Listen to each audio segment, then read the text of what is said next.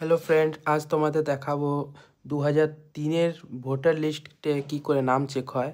তো চলো এই সাইটটাতে খুলো, jharkhand.government.in-এ, CEOJH jharkhand.government.in-এ।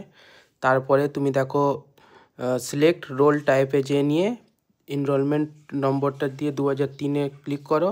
তারপর সিলেক্ট ডিস্ট্রিক্টটা দেখো কোন ডিস্ট্রিক্ট থেকে আছো তোমরা দেখে নেবে। আমি তো ধানবাদ থেকে আছি, তাই জন্য আমি ধানবাদ দিলাম। তারপরে তোমার এখানে আসছে সিলেক্ট এসি, এসিতে তুমি কোথায় থাকছো। আমি নিরসাতে থাকি, তো নিরসা 39 দিলাম। তারপর পার্ট নম্বর মানে ভাগ সংখ্যা বলে থাকে, ওই ভাগ সংখ্যাটা দেবার পর তুমি দেখো কোনটা তোমার ভাগ সংখ্যা হচ্ছে।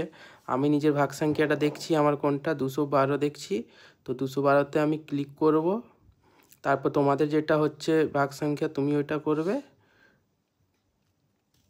ওইটা করার পর তোমাদের লিস্টের এর মধ্যে একটা ক্যাপচা কোড আসবে, ক্যাপচা কোডটা দিতে হবে বক্সের মধ্যে দেখে দেখে কি নম্বর আছে। ETLIN ছোটো হাতের সব আছে, আর 3টা 3 লিখতে হবে ওয়ার্ডে।